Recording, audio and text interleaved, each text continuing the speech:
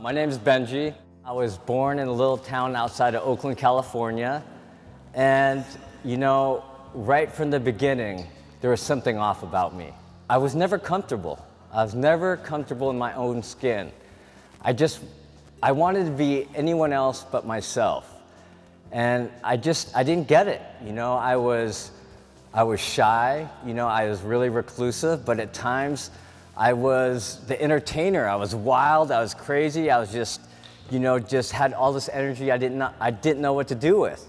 And then I was shy, nervous, and I would be crying in my room for, I would say hours to days on end. Then one day, someone, offered me a drink of alcohol.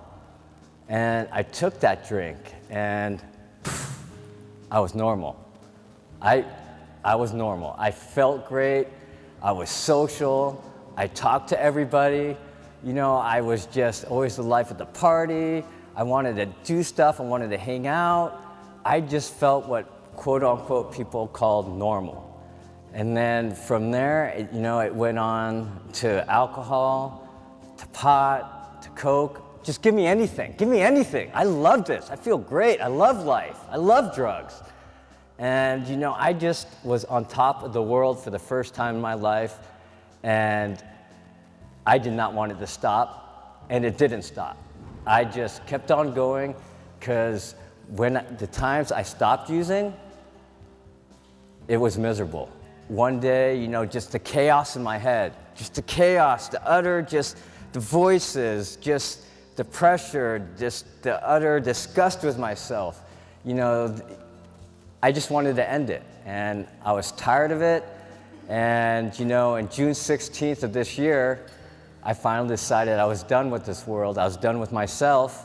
And I went to the beach with a glass shard I found, and I cut my wrist. And I wanted to make sure I finished the job, so I double tapped myself. I did it a second time just to make sure, I was done. I started to fade away, and I could feel myself slipping.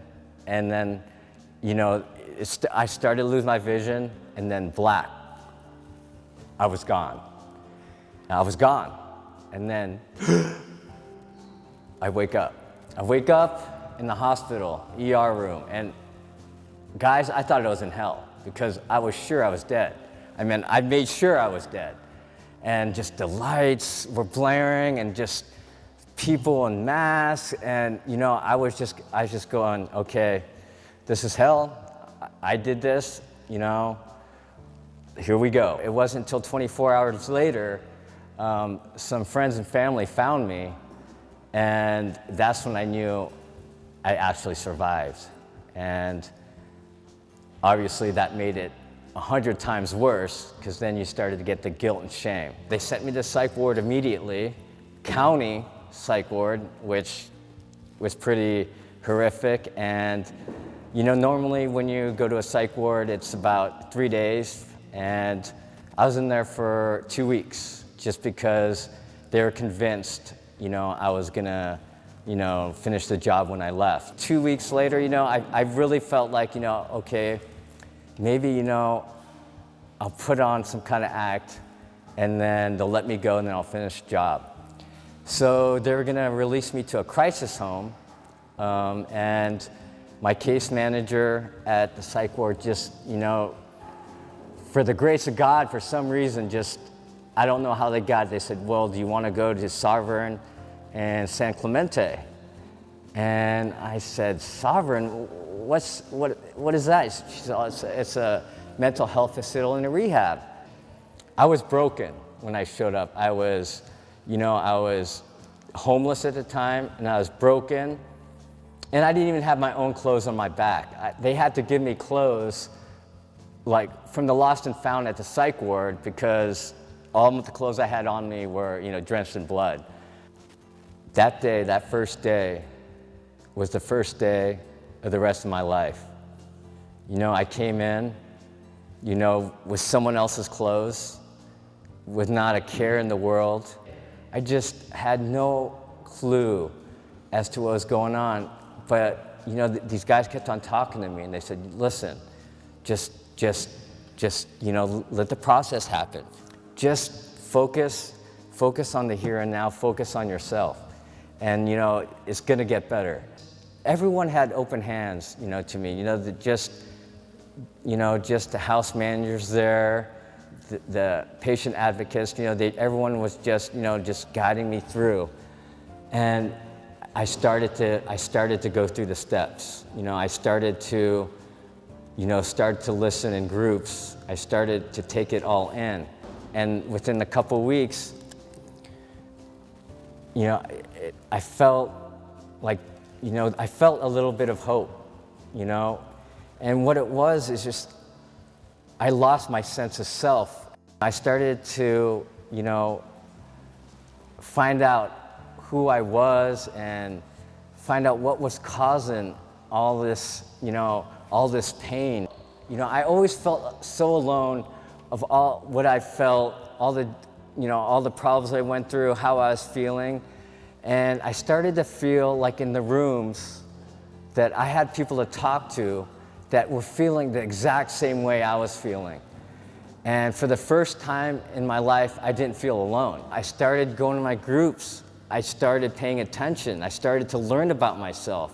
I started to learn about these toolbox. I've never heard of a toolbox, but I started to learn about these coping skills. And I had my family therapy session with my therapist.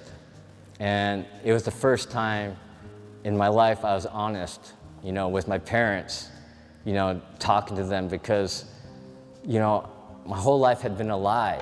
My whole life was a lie until, I came here. Because, Sovereign started to unlock all the doors in my mind, which I locked out for a long time. And I started to learn, that the mental illness I've been trying to lock away and hide away, that it was a part of me. And by me drinking and self-medicating, all I was trying to do was to hide from who I really was. And I go to AA meetings, I do all the meetings, and everyone always said, you would hear people say, I've never been so happy, sober, I feel so much joy. And I could tell you today, I am happy. And I'm happy because I'm myself today. I'm not on drugs, I'm not on alcohol, I actually am present. And to be able to turn it around, I'm just so thankful that, I had this opportunity to be here because not a lot of people had this opportunity to come to a treatment center. And just by the grace of God, I ended up on the doorsteps here, and it's saved my life. I'm an outpatient now, which is great. Outpatient program. We're there. We still go to groups. I currently am a house manager right now at another rehab, and I actually go to juvenile halls and I speak to the kids at juvenile hall. And currently I'm developing a yoga breakdancing program I'm going to be taking into foster homes. And this is my life now. This is my life. I've come through Sovereign now.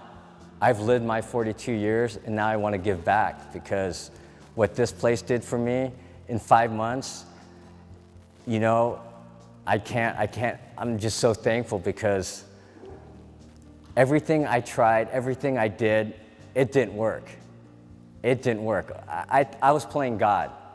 And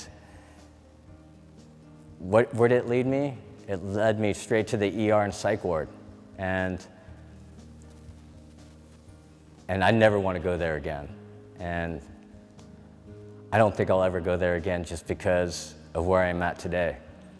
And I want to introduce myself again as Benji. I'm living with bipolar and drug addiction.